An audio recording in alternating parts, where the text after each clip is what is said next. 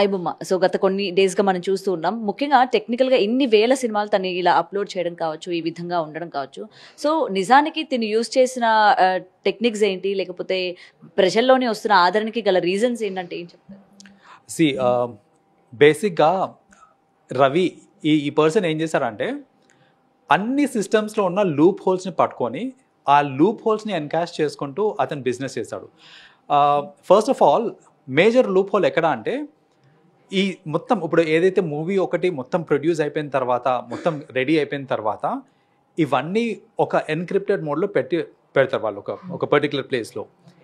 ఈ ఎక్కడైతే వీళ్ళు ఎన్క్రిప్ట్ చేసి స్టోర్ చేస్తారో మూవీస్ని దానికి లాగిన్ క్రెడెన్షియల్స్ ఏంటంటే కొందరికి మాత్రమే యాక్సెస్ ఉంటుంది. అండ్ వాళ్ళు ఏదైతే ల్యాప్టాప్స్ నుంచి ఏదైతే సిస్టమ్స్ నుంచి లాగిన్స్ యాక్సెస్ చేస్తుంటారో ఆ సిస్టమ్స్కి సెక్యూరిటీ గట్టిగా లేకపోవడం వల్ల లాగిన్ ఐడి అండ్ పాస్వర్డ్స్, ఆ ఎంప్లాయీ ఐడీస్ అండ్ పాస్వర్డ్స్ ఏవైతే ఉంటాయో అవి తీసుకోవడం చాలా సులభం అనమాట. So that is how firstly ఏంటంటే ఈ హెచ్డి ప్రింట్స్ ఉన్నాయి చూడండి, ఆ హెచ్డి ప్రింట్స్ ఉన్న సినిమాలు ఏవైతే ఉన్నాయో అవన్నీ డైరెక్ట్గా సోర్స్ నుంచి తీసినాయి, అంతేగాని ఏదో మన థియేటర్లో కూర్చొని రికార్డ్ చేసిన అవి కావన్నమాట. So real time HD print ఏదైతే ఉంటుందో అలాంటివన్నీ కూడా వాళ్ళు లాగిన్ ఐడి పాస్వర్డ్ యూస్ చేసుకుంటూ తీసుకున్నాయే ఉన్నాయన్నమాట. కొన్ని మూవీస్కి ఏంటంటే అలాంటివి కుదరనివి కొన్ని ఉన్నాయి మూవీస్. అలాంటి మూవీస్లో ఏంటంటే వాళ్ళు థియేటర్స్కి వెళ్ళి కరెక్ట్ లొకేషన్ కూడా సెలెక్ట్ చేసుకొని ఏంటంటే ఇప్పుడు చూడండి మన సీటింగ్ ఏదైతే ఉంటుందో అది ఇలా యూ షేప్లో ఉంటుంది.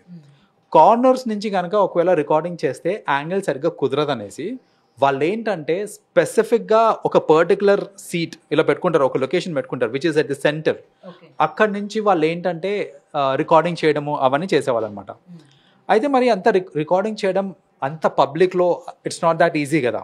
సో దానికి కూడా వాళ్ళు ఏం చేశారంటే కొన్ని మొబైల్స్ ఎలా ఉంటాయంటే మొబైల్స్లో కొన్ని అప్లికేషన్స్ ఎలా ఉంటాయంటే రికార్డింగ్ ఆన్ చేసిన తర్వాత మీరు స్క్రీన్ ఆఫ్ చేసి ఇలా పాకెట్లో పెట్టుకున్నా కూడా అది రికార్డింగ్ అవుతుందని ఎవరికి తెలియదు. సో ఎవరన్నా వచ్చి చెక్ చేసినా కూడా మనకేంటంటే మొబైల్ ఫోన్ ఆఫ్లోనే ఉన్నట్టు ఉంటుంది, రికార్డింగ్ అవుతున్నట్టు ఏం తెలియదు, కానీ అదంతా రికార్డ్ చేస్తూ ఉంటుంది అనమాట. So this is another way. వాళ్ళు ఏం చేస్తారంటే ఇలాంటి సాఫ్ట్వేర్స్ కూడా పెట్టుకొని అక్కడి నుంచి రికార్డింగ్ అయ్యి చేస్తున్నారనమాట. సో దాట్ వే కూడా కొన్ని మూవీస్ వాళ్ళు కలెక్ట్ చేసుకున్నారు. అయితే ఇన్ని మూవీస్ చేసినాక అసలు వాళ్ళు అంతా హిట్ అవ్వడానికి అంటే ఐబొమ్మ అంత క్రేజ్ రావడానికి ప్రధానమైన రీజన్ ఏంటంటే ఇలాంటి వెబ్సైట్స్ చాలా ఉన్నాయి. ఇప్పుడు మూవీ రూల్స్ అనేసి అలాంటివి చాలా ఉన్నాయి. కానీ మోస్ట్ ఆఫ్ ది వెబ్సైట్స్లో సపోజ్ నేను ఒక మూవీ వాచ్ చేయాలి అని అంటే ఆ మూవీ మీద క్లిక్ చేయగానే అనవసరమైన లింక్లన్నీ వస్తూ ఉంటాయి అనమాట. లైక్ ఇది డౌన్లోడ్ చేయండి, అది డౌన్లోడ్ చేయండి, ఈ ప్లేయర్ డౌన్లోడ్ చేయండి అనేసి. బట్ ఐబొమ్మ ఏంటంటే ఒక ప్రొఫెషనల్ ఓటీటీ ప్లాట్ఫామ్ ఎలాగైతే వర్క్ చేస్తుందో like everything is crystal clear, నాకు ఏది కావాలో అది నేను ప్లే చేసుకొని చూడొచ్చు. So that kind of clarity and is ఆ కన్వీనియన్స్ ఉండే అనమాట. So because of that convenience most of the people ఏంటంటే దానికి అడిక్ట్ అయిపోయి ఉన్నారు ఆ పర్టికులర్ వెబ్సైట్కి. అండ్ ఇంకొకటి ఏంటంటే ఇతను ఏంటంటే ఒక పెద్ద నెట్వర్క్ లా క్రియేట్ చేసి పెట్టుకున్నాడు ఈ రవి అనే పర్సన్. సో మూవీ రికార్డ్ చేసే వాళ్ళు ఒకళ్ళు అయితే దాన్ని తీసుకునే వాళ్ళు ఒకళ్ళు, దాన్ని అప్లోడ్ చేసే వాళ్ళు ఒకళ్ళు, ఈ మొత్తం డిజిటల్ ఎన్క్రిప్షన్కి హెల్ప్ చేసే ఇంకో సపరేట్ టీం ఉందన్నమాట. సో బేసిక్గా ఏంటంటే బిగ్ టైమ్ మాఫియా లాగానే చేసింది ఇదంతా యాక్ట్. మీరు అన్నట్టు అరెస్ట్ అయిన తర్వాత చాలామంది ప్రజలు ఇప్పుడు ఏంటంటే దే ఆర్ ఫార్ హెమ్, అంటే అగేన్స్ట్గా ఎవరు లేరు రవికి.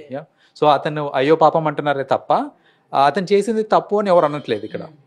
దానికి మెయిన్ రీజన్ ఏంటంటే ఇప్పుడు చూడండి ఒక మూవీకి వెళ్ళాలి అని అంటే జనరల్గా ఏదైనా మూవీకి వెళ్ళినప్పుడు మనకి ఎంత కాదన్నా సరే యావరేజ్గా ఒక కపుల్ వెళ్తే 1200 to 1500 రూపీస్ అవుతుంది మనకి. అది టికెట్స్ కానివ్వండి, పాప్కార్న్, ఇంకా కూల్ డ్రింక్, ఈ మూడు చాలు. ఈ మూడు మ్యాండేటరీ. మనకి ఏంటంటే అలవాటు అయిపోయింది, మూవీకి వెళ్ళాము అని అంటే ఉత్తగా వెళ్ళాం మనం. డెఫినెట్గా పిల్లలు ఉన్నారు అని అంటే దట్ విల్ బికమ్ లైక్ 2000-2500 అట్లా అయిపోతుంది. అంత ఖర్చు పెట్టి ఒక మూవీ చూడాలి అని అంటే మిడిల్ క్లాస్ వాళ్ళకి it's not that easy. So దానికి ఈజియెస్ట్ ఆల్టర్నేటివ్ మిడిల్ క్లాస్ వాళ్ళే కాదు, ఇప్పుడు స్టూడెంట్స్ కూడా ఉంటారు, వాళ్ళందరూ ఏంటంటే సేవింగ్ మోడ్లో ఉంటారు జనరల్గా. సో ఒక సినిమా చూడాలి అనే తపన కానీ అంత పెట్టుకోలేము. సో ఇంకా ఈజియెస్ట్ ఆప్షన్ ఏంటి అంటే ఇలాంటి సోర్సెసే. So that is the reason ఏంటంటే చాలామంది ఈజీగా చాలా మూవీస్ వాచ్ చేసేస్తున్నారు. అండ్ ఆ కన్వీనియన్స్ పోతుంది అనే బాధతోటి వీళ్ళందరూ ఏంటంటే సపోర్ట్ చేస్తున్నారే తప్ప అందులో ఉన్న ఆ క్రిమినల్ ఆస్పెక్ట్ని వాళ్ళు చూడలేకపోతున్నారు. అండ్ అది సినిమా పైన ఎక్కువ శాతం ఈయన యూజ్ చేసిన విధానం కావచ్చు, అంటే కేవలం సినిమాని ఇంత హ్యాక్ చేయగలిగాడు, ఈయన నాలెడ్జ్ అసలు ఎంత బ్రిలియంట్ అని చెప్పి తన నాలెడ్జ్ని అప్రిషియేట్ చేస్తున్న వాళ్ళు కూడా ఉన్నారు. బట్ అదే తను ఇది ఇంకా మితిమీరిపోయి అది ఒక పర్సనల్ లైఫ్లోకి వచ్చేసి అంటే జనాల్ని కూడా ఈ విధంగా ఏదో ఒక దాంట్లో హ్యాకింగ్ కావచ్చు, ఆల్రెడీ మనం చూస్తున్నాం సైబర్ ఎన్ని నేరాలు వస్తూ ఉన్నాయో. సో ఇలాంటి వాటిపైన తన కానీ పెట్టినట్లయితే ఇంకా ఎలాంటి పరిణామాలు చోటు చేసుకునే అవకాశాలు ఉన్నాయి? అంటే ఇంత సినిమాని హెచ్డి ప్రింట్లోని తీసుకొచ్చేసే ఆయన అంటే అంత నాలెడ్జ్ ఉందని ప్రజలు అప్రిషియేట్ చేస్తూ ఉన్నారు. ఒకవేళ ఈయన పర్సనల్గా ఏమైనా కానీ చేస్తే ఇంకెంత ఎఫెక్ట్ అయ్యే వాళ్ళమన్న ఈ కోణంలో ఎందుకు ఆలోచించలేకపోతున్నారు? ఇది చాలా నిజం. యాక్చువల్గా ఇది ఆలోచించాల్సిన విషయం అండి. ఎందుకంటే ఇప్పుడు ఇమ్మాడి రవి అనే ఈ అబ్బాయి పేరు బయటకు వచ్చింది కాబట్టి అందరూ మాట్లాడుతున్నారు. ఇలా ఇంతకంటే టాలెంటెడ్ పీపుల్ చాలా మంది ఉన్నారు. వాళ్ళు బ్యాంకింగ్ ఫ్రాడ్స్ చేస్తూ ఉంటారు, మన పర్సనల్ ఫోన్స్ హ్యాక్ చేస్తూ ఉంటారు, పర్సనల్ అకౌంట్స్ హ్యాక్ చేస్తూ ఉంటారు, సోషల్ మీడియా హ్యాక్ చేస్తూ ఉంటారు. ఇవన్నీ ఏంటంటే రెగ్యులర్గా అవుతూ ఉంటాయి. సో ఇక్కడ 2 things జరగాలండి. ఒకటి ఏంటంటే ఫస్ట్ ఆఫ్ ఆల్ మన సిస్టమ్ గట్టిపడాలి. లైక్ సెక్యూరిటీ సిస్టమ్ ఏదైతే ఉందో అది కొంచెం బలపడాలి. సో అది మన క్రైమ్ వీళ్ళు అవ్వచ్చు, బ్రాంచ్ వాళ్ళు అవ్వచ్చు, లేకపోతే ఏదన్నా సరే ఎనీ యాప్లో కూడా సెక్యూరిటీ సిస్టమ్ అనేది కొంచెం టైటన్ అవ్వాలి. That is one thing. Second thing, ప్రజలకు అవగాహన ఉండాలండి. ఇప్పుడు ఏదో ఫ్రీగా నాకు మూవీ దొరుకుతుంది కదా అనేసి నేను ఒక వెబ్సైట్లోకి వెళ్ళిపోయి నేను సినిమా చూస్తున్నాను. లేదా చాలామంది ఏంటంటే 90% ఆఫ్లో నైకీ గాగుల్స్ వస్తున్నాయి, లైక్ షూస్ వస్తున్నాయి, రేబ్యాన్ గాగుల్స్ వస్తున్నాయి, ఇలాంటివన్నీ మనకి లింక్స్ వస్తూ ఉంటాయి.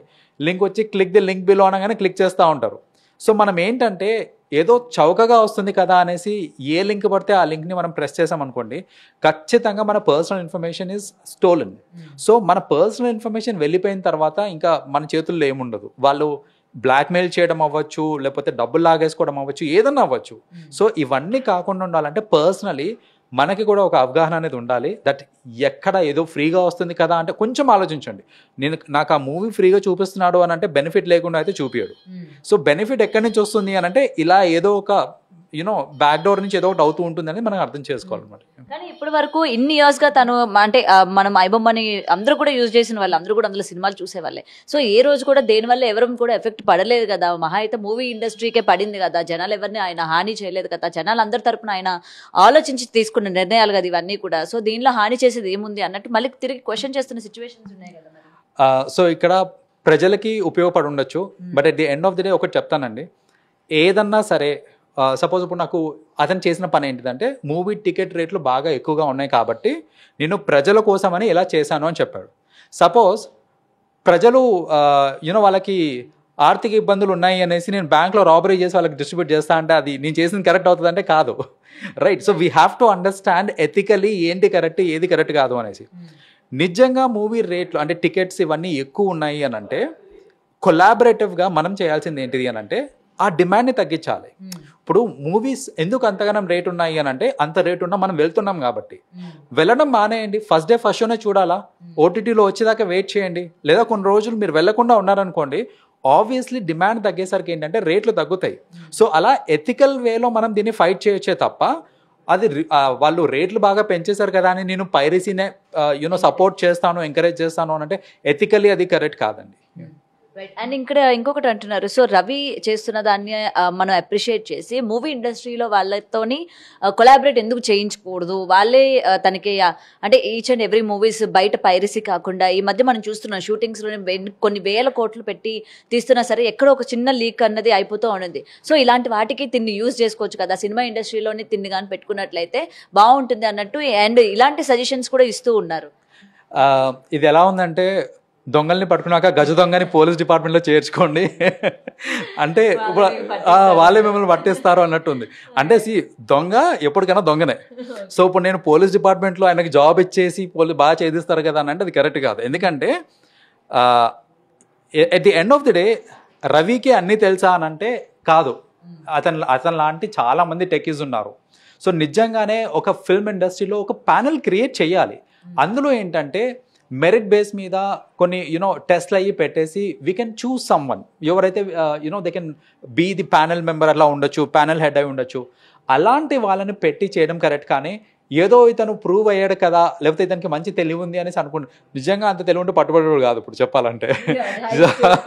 So at the end of the day ఎక్కడో చోట లిమిటేషన్ అనేది ఉంటుంది. కాబట్టి బేసిక్గా ఏంటంటే ఎస్ అతను తెలివైన వాడే, కానీ తెలివి ఉంది కదా, నాలెడ్జ్ ఉంది కదా అనేసి అతన్ని అప్రిషియేట్ చేసి ఇది చేసాము అంటే కనుక, ఫిల్మ్ డిపార్ట్మెంట్లో పెట్టుకున్నారు అంటే కనుక, it is going to be you know motivation to lot of people. ఇలాంటి వాళ్ళు చాలా మంది పుడతారు, ఇంకా నన్ను కూడా సినిమా డిపార్ట్మెంట్లో పెట్టుకుంటారేమో అనేసి, నేను అంతకంటే పెద్ద పైరసీ చేసి చూపిస్తాం మీకు కావాలంటే అనేసి, ఇది ఇంకా ఎక్కువ అవుతుంది తప్ప దీనికి పర్ఫెక్ట్ ఎగ్జాంపుల్ సెట్ చేసి దీన్ని అరికట్టాలి అని అంటే అతనికి కఠినంగా శిక్షించడం చాలా ఇంపార్టెంట్. అండ్ మీరు శిక్షించాలి అని అన్నారు కాబట్టి కొంతమంది అతన్ని ఉరి తీస్తాము అన్నట్టు కూడా మాట్లాడుతున్నారు. నిజంగా ఉరి తీసే అంత శిక్ష చేశాడు అంటే అంత పాపం చేశాడు అనుకోవచ్చా మనం?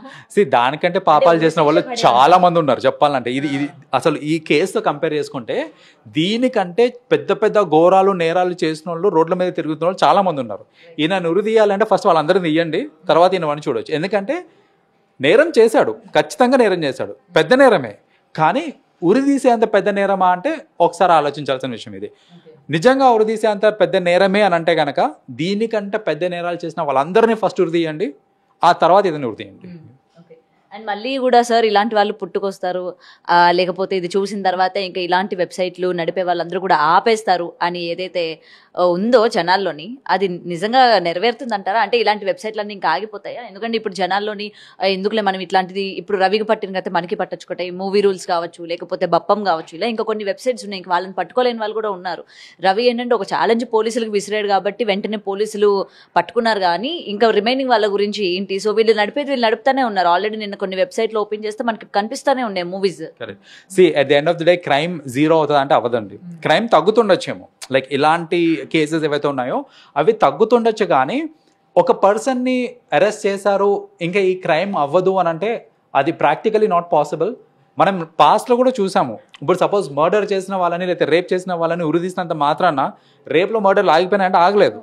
ఇది అంతే. ఏంటంటే ఎంతో కొంత తగ్గుతుండొచ్చే, కానీ మొత్తానికి ఆగిపోతుంది అని అంటే అది ప్రాక్టికల్ కాదండి. అండ్ ఫైనల్లీ సార్, ఇండస్ట్రీ నుంచి నిన్న ప్రెస్ మీట్లోని చిరంజీవి గారు వీళ్ళందరూ మాట్లాడడం జరిగింది.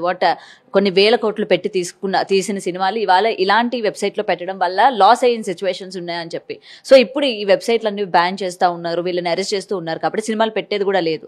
సో జనాలు ఇక నుండి సినిమా థియేటర్స్కి వెళ్ళి చూసే అంత ఉంటుందా? ఎందుకంటే ఓటీటీలో వస్తుంది మనం చూద్దామని వెయిట్ చేసే వాళ్ళు, ఇంకా అటువంటి ఓటీటీ ప్లాట్ఫామ్స్ లేవు. ఎందుకంటే ఇప్పుడు మన ఓటీటీ అంటే దానికి సబ్స్క్రిప్షన్ ఉండాలి, ఇది వితౌట్ సబ్స్క్రిప్షన్. సో ఇప్పుడు లేదు కాబట్టి మనం డెఫినెట్గా థియేటర్గా వెళ్ళాలి, చూడాలి అన్నది ఇంటెన్షన్ వాళ్ళలో పెరిగి, if they are able to go or not అంటే ఏం చెప్తారు?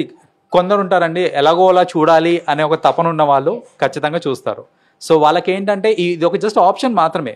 సో ఈ ఆప్షన్ పోయినంత మాత్రాన నేను ఇంకా సినిమాలు చూడను అనేది కాదు, వాళ్ళు ఖచ్చితంగా చూస్తారు. కొందరు ఉంటారు అంటారా, థియేటర్కి వెళ్ళే వాళ్ళు పెరుగుతారండి, థియేటర్ ఖచ్చితంగా పెరుగుతారు. కాకపోతే ఏంటంటే ఇక్కడ వాళ్ళు కూడా ఆలోచించాలండి. ఇప్పుడు ఏంటంటే మనకున్న ఈ మల్టీప్లెక్సెస్లో ఈ సినిమాలు ఇవన్నీ ఏవైతే ఉన్నాయో beyond the reach of common man ఉన్నాయి. సో దాని మీద కూడా ఒక కమిటీ వేసి, ఇప్పుడు ఇవన్నీ అరికడుతున్నారు అంతా బాగానే ఉంది. సో దీన్ని కూడా ఒక రెగ్యులేషన్ అనేది తీసుకొచ్చారనుకోండి, గవర్నమెంట్ చేతిలోకి తీసుకొని ఒక రెగ్యులేషన్ అనేది దీనికి కూడా పెట్టారు అని అంటే ఖచ్చితంగా ఇంకా ఇంక్రీజ్ అవుతుంది. సో ఇప్పుడు చూడండి, నేను 600 పెట్టి ఒక టికెట్ అమ్మే బదులు నేను అదే టికెట్ కనుక నేను 200 అలా లేకపోతే 150 పెట్టాను అనుకోండి, 4-5 వస్తారండి సినిమాకి. సో అక్కడ ఏంటంటే వాల్యూమ్లో ఇంకా ఎక్కువ వస్తుంది చెప్పాలంటే. సో దీనికి కూడా ఒక కైండ్ ఆఫ్ రెగ్యులేషన్ పెట్టేసి కామన్ మెన్కి అందుబాటులో తీసుకొని వచ్చారు అని అంటే ఖచ్చితంగా ఇలాంటి వెబ్సైట్స్కి కూడా డిమాండ్ తగ్గిపోతాయి, ఈ పైరసీ వెబ్సైట్స్కి కూడా, అండ్ మూవీ ఇండస్ట్రీ కూడా బాగుపడుతుందండి. మీరు అన్నట్టు టికెట్ రేట్ కనుక తగ్గిస్తే వాళ్ళ సినిమాకి పెట్టుకునే డబ్బులు కూడా తగ్గించాలి వాళ్ళు. అక్కడ వాళ్ళు ఆబ్వియస్లీ ఉంటుంది. అక్కడ ఏంటంటే ఇప్పుడు చేసే కొన్ని అనవసరమైన ఖర్చులు కూడా ఉంటాయి. Maybe they can better manage the finances, but at the end of the day movie industry అలాగే ఉంటుందండి. ఇప్పుడు వాళ్ళు ఖర్చు తగ్గించినా తగ్గకపోయినా వాళ్ళ స్క్రిప్ట్లో బలం ఉండి వాళ్ళ డైరెక్షన్ కరెక్ట్గా ఉంది అని అంటే ఖచ్చితంగా వాళ్ళు పెట్టిన దానికి 10 times ఎక్కువ వస్తుందండి. సో ఇప్పుడు సపోజ్ ఇలాంటి వాటి వల్ల సపోజ్ కాస్టింగ్ ఎక్కువైపోయింది, టికెట్ల రేటు తగ్గిపోయింది అనుకోండి, నాకు 10 times ప్రాఫిట్ రాకపోయినా ఒక 9 times 8 times వస్తుంది, సరిపోతుంది స్టిల్ నాకు. సో వాళ్ళు ఖర్చులు ఖచ్చితంగా కాంప్రమైజ్ అవ్వాలని ఏం లేదు. వాళ్ళు కాంప్రమైజ్ కాకపోయినా కూడా వాళ్ళు స్క్రిప్ట్ వైజ్ ఆర్ మిగతా అన్ని ఆస్పెక్ట్స్ కరెక్ట్గా పెట్టుకుంటే ఖచ్చితంగా ప్రాఫిట్స్ చూస్తారు వాళ్ళు. For more videos like this, Subscribe Big TV channel